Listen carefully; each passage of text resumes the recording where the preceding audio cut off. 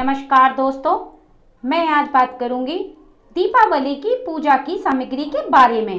दीपावली की पूजा में लगने वाली सामग्री को हम किस प्रकार से खरीदें और कौन कौन सी सामग्रियां पूजा में लगती हैं। साथ ही हम पूजा में लगने वाली सामग्री को खरीदते समय किन सावधानियों का ध्यान रखें, इन्हीं सब बातों को जानने के लिए वीडियो को अंत तक जरूर देखें।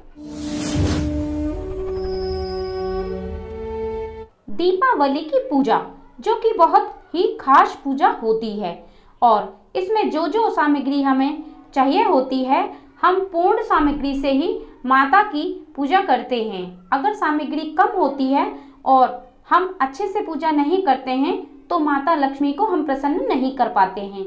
बस एक खास मौका होता है जिस मौके पे हम लक्ष्मी माता को प्रसन्न कर सकते हैं अच्छे से पूजा पाठ करके, और विधि पूर्वक पूजा करने के लिए हमें पूर्ण सामग्रियों की आवश्यकता पड़ती है। इसलिए पूजा में विशेष ध्यान रखें कि आप सभी सामग्रियों का उपयोग सही तरीके से पूजा में आप करें। और मैं हूँ रूपवती सिंह, आप सभी का बहुत बहुत स्वागत करती हूँ। इसी तरह की जानकारियों को और प्राप्त करने के लिए आप मेरे चैनल को सब्सक्राइब करें और बेल बटन को प्रेस करके रखें, ताकि जब भी मैं कोई वीडियो शेयर करूं तो उसका नोटिफिकेशन सबसे पहले आपको मिले। दोस्तों, लक्ष्मी माँ की कृपा प्राप्त करने के लिए आप ओम महालक्ष्मी नमः अवश्य ही लिखें। कमेंट बॉक्स में लिखना ना भूलें। पूजा की सामग्री में हमें जो चीजें चाहिए, उन चीजों में सबसे पहली चीज आती है लकड़ी का पाटा, यानी कि चौकी। चौकी को खरीदते समय आप इस बात का ध्यान रखें कि चौकी अच्छी लकड़ी की हो और साफ सुथरी हो। माता को जिस पे विराजमान हम करेंगे वो टूटी फूटी ना होनी चाहिए। दूसरा आता है लाल कपड़ा, जिसे हम चौकी पर बिछाएंगे। आप कपड़ा लाल भी ले सकते हैं और पीला भी ले सकते हैं। कपड़े को लेते समय आप इस बात का विशेष ध्यान रखें कि कपड़े में कहीं पर भी छेद ना हो, यानी माता का जो हम आसन बिछाएंगे पटरे पर, उसमें कहीं भी छेद नहीं होना चाहिए। इस बात का ध्यान रखें। और आप देवी माँ लक्ष्मी जी की और भगवान गणेश की मूर्ति लें। आप मूर्ति भी ले सकते हैं और चित्र भी ले सकते हैं, यानी पोस्टर भी ले सकते हैं। आप मूर्ति लेते समय या पोस्टर लेते समय इस बात का ध्यान रखें कि अगर मूर्ति ले रहे हैं तो वो कहीं से टूटी हुई नहीं होना चाहिए, क्योंकि टूटी हुई मूर्ति खंडित मानी जाती है और खंडित मूर्ति को हम पूजा में स्थापित नहीं करते हैं। और जो कैलेंडर ले रहे हैं उसका भी आप इस बात का ध्यान रखें कि कैलेंडर कहीं से फटा हुआ नहीं होना चाहिए। उसके बाद आप रोरी लें, कुमकुम लें और चंदन लें, हल्दी लें। आप इन चीज़ों को भी लें और आप देख करके लें, सही साफ सुथरी ये चीजें होनी चाहिए। पूजा के लिए आप अक्षत लें, यानी कि चावल। चावलों को लेते समय आप इस बात का ध्यान रखें कि चावल टूटे हुए नहीं होना चाहिए। चावल टूटे हुए पूजा में उपयोग नहीं किए जाते हैं।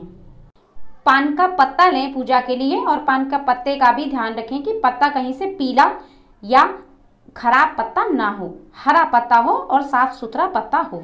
साबुत नारियल लें, जटा वाला, और आप नारियल को हिला करके देख लें, उसमें पानी होना चाहिए, क्योंकि जिस नारियल में पानी नहीं होता है तो हो सकता है कि वो अंदर से सड़ा हुआ निकले, और ऐसा नारियल पूजा में उपयोग नहीं किया जाता है।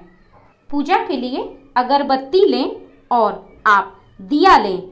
दिए को आप या तो पीतल का लें या फिर आप मिट्टी का भी दिया ले सकते हैं। अगर मिट्टी का दिया आप ले रहे हैं तो आप इस बात का ध्यान रखें कि दिया कहीं से चटका हुआ नहीं होना चाहिए या कहीं से टूटा हुआ नहीं होना चाहिए, क्योंकि टूटा हुआ और चटका हुआ दिया पूजा में प्रयोग नहीं किया जाता। कपास की बाती लें, और कपास की बाती लेते समय इस बात का ध्यान रखें कि बाती जो है वो साफ सुथरी ही होनी चाहिए और शुद्ध कपास की होनी चाहिए। पूजा के लिए अगर आपके पास गंगा जल है पहले से ही उपलब्ध तो अच्छी बात है, अगर नहीं है तो आप बाजार से गंगा जल की शीशी भी खरीद लें। कलश अगर आपके पास पहले से है तो अच्छी बात है, अगर कलश नहीं है तो आप कलश भी खरीदें पूजा के लिए। आम के पत्ते लें, और आम के पत्ते आप देख करके लें कि आम के पत्ते पीले और सड़े हुए नहीं होने चाहिए, सही साफ सुथरे होने चाहिए। शुद्ध गाय का घी आप पूजा के लिए अवश्य ही लें।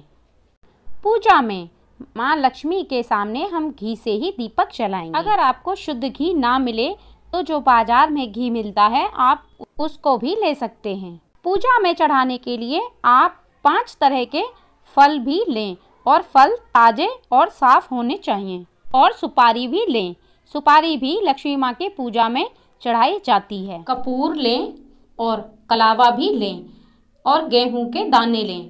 गेहूं के दाने देख लें कि गेहूं के दाने टूटे हुए नहीं होने चाहिए, साबुत गेहूं के दाने लें। और दूबा भी लें भगवान गणेश को अर्पित करने के लिए। दूबा को देख लें कि दूबा हरी और ताजी हो। जनेऊ लें, धूप बत्ती लें और एक छोटी झाड़ू लें। झाड़ू का ध्यान रखें कि झाड़ू फूल वाली होनी चाहिए, सीक वाली झाड़ू आप ना लें, क्योंकि सीक वाली झाड़ू लेने से घर में दरिद्रता आती है और फूल वाली झाड़ू लेने से घर में धन लक्ष्मी की बढ़ोतरी होती है। और इस दिन के लिए आप सिक्के ना लें, पूजा के लिए नोट लें और रुपए में जो आप 10-10 के नोट आते हैं वो ही लें, क्योंकि वह साक्षात लक्ष्मी का स्वरूप होते हैं। इसलिए आप 10-10 के नोट या तो 1-10 का नोट ले लें या पूरी एक गड्डी ले लें पूजा के लिए। और पूजा के लिए आपके पास साफ सुथरी थाली है तो अच्छी बात है, नहीं तो आप एक मार्केट से थाली भी खरीद लें। पंचमेवा को आप पूजा के लिए घर में ही तैयार करें। 5 तरह के सूखे मेवे लें और उसके बाद आप दूध से पंचमेवा को तैयार करें। पुष्प लेकर के आएं लक्ष्मी माँ को अर्पित करने के लिए। पुष्प में आप गुलाब के पुष्प लें और कमल के पुष्प अगर मिल जाते हैं आपको तो कमल के पुष्प ले लें। कमल के पुष्प माँ लक्ष्मी को बहुत ही प्रिय हैं। अगर कमल के पुष्प आप माँ लक्ष्मी को अर्पित करते हैं तो माँ लक्ष्मी अत्यंत प्रसन्न होती हैं। दीपावली की पूजा में सामग्री लगने वाली जो है मैंने सारी आपको शेयर की। सामग्री लेते समय आप इन बातों का ध्यान रखें कि सामग्री में जो चीज़ें मैंने बताई हैं उन चीज़ों का आप विशेष तौर से ध्यान रखें कि सामग्री सही होनी चाहिए, क्योंकि पूजा में सही सामग्री ही पूजा को सफल बनाती है। और सफल पूजा से ही माँ लक्ष्मी दीपावली के दिन हम पर प्रसन्न होती हैं और माँ लक्ष्मी का आगमन होता है।